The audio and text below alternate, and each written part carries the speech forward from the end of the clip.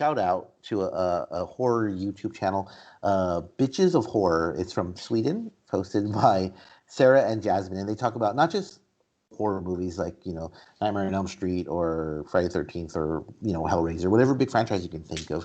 They kind of lean towards the smaller films, and if you're a horror fan, it's awesome. It's just two people who obviously love horror talking about their favorite movies. So check it out. So this week, we're going to do something a little bit different. We have a new segment. It's called What You Need to Know. And basically, that's everything that we talk about, you need to know. But we do have a featured topic this week that we wanted to talk about, the charm of B movies. On a recent episode of Adventures in Movies looks at ... And if you haven't listened to it, you absolutely should because it's awesome. Blake and I talked about a horror movie called Wrestle Massacre.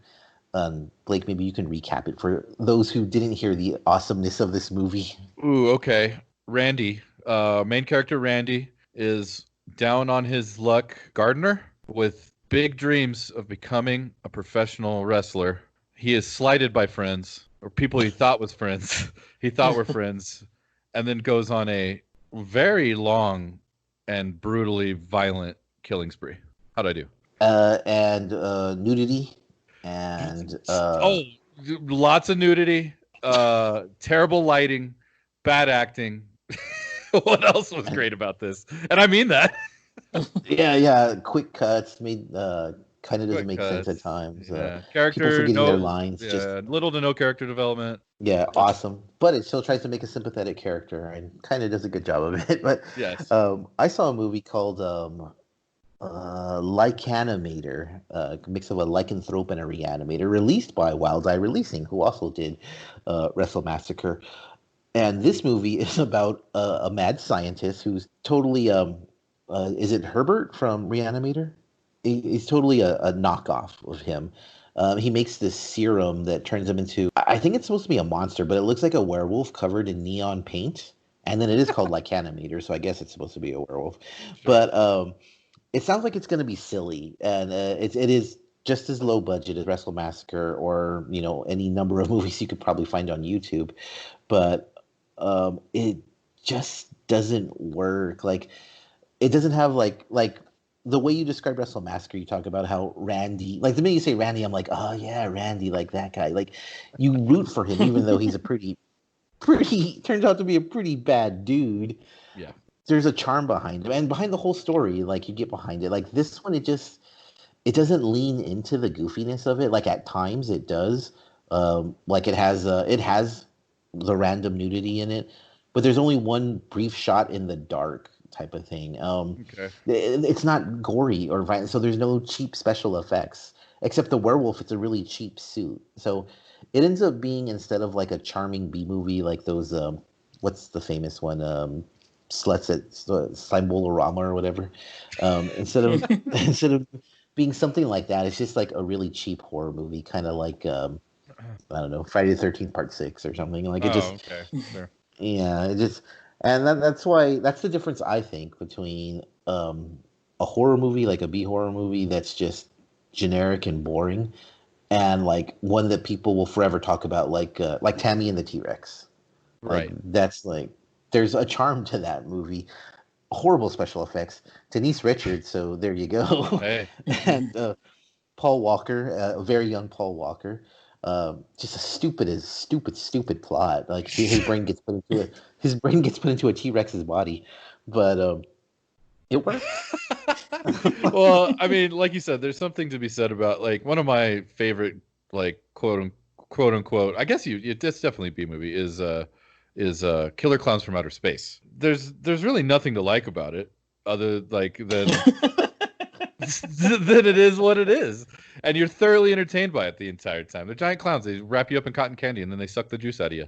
And they, special effects pretty cool. So yeah, there's something to be said about, like, you can tell that their heart was in the right place, even though it like doesn't really work on all levels. There's something. Yeah, I get it.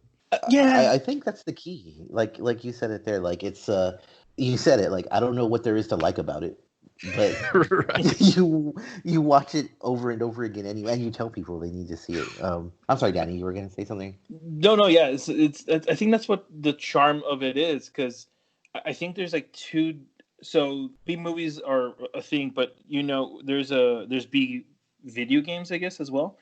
And there's this one called Deadly Premonition, and everything that you were talking about, the Massacre movie, the Wrestle Massacre, it played where it had the terrible controls. It was so bad that it was good. It became notorious for that. Like, if you're gonna play this terrible game, the word of mouth is what leads this movie to be, or games, to be unearthed. I remember we watched this movie called Iron Sky on Netflix, and it looked like one of the worst movies that you could ever see by seeing the trailer. It had like some really hokey special effects, and I think the movie was about like these Germans, Nazi Germans, I think, like Nazis. They go to the moon because everything's already like coming down, so they build a space fleet and they're gonna come back to Earth, and like they lose all their production value like towards the end of the movie. Like everything looks fucking great, and then you see these spaceships and you're like, well, you could tell where the money went, and it's still like a fucking fun movie. Like that's you have this like the I don't like je ne sais quoi type of thing. Like you don't know what makes it so good. Yeah. That you're just like, oh yeah. I mean, there's something about trash though that's like appealing, right? Like you want to just go lay in the dumpster. Like True. like Starship Troopers. Like, is there anything good about that movie? Really? I mean, the source material sucks, but like it's fucking fun as shit. The giant bugs and stupid characters and lots of nudity and shit. I'll watch that thing any day of the week. So I have a confession. I've never seen Starship Troopers. Oh. I've never seen it. You're not a Casper Van Dien guy? Come on, I pegged you as a Casper Van Dien guy. For non-sports fans, it has one of the greatest sports scenes of all time, I would say. Oh, Rico, fuck yeah. I don't know. I've seen B movies also need like cool names like American Scarecrow and stuff like stupid shit like Absolutely. Witch Exorcism and the House on Elm Lake. Dude, honestly, one of my recent favorite titles was Velocipaster. And it's like a priest who gets turned into a dinosaur. Like, that's pretty great. Like, it's like a hobo with a shotgun. mm-hmm.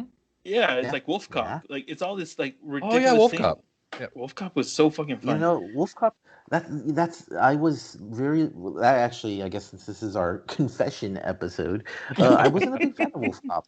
I was really, really, really excited for it. I was super excited for it. I mean, just the premise alone, and it's silly, and it never takes itself too serious. It does everything right, but it was too tongue in cheek. For some reason, no, I was cool with that. Like, believe it or not, the story didn't appeal to me.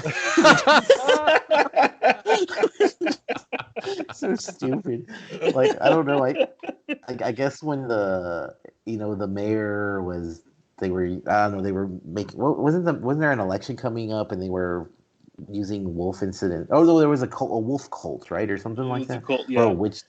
Yeah, something like, I don't know. I thought the cop was awesome. I thought his car was cool, but the story.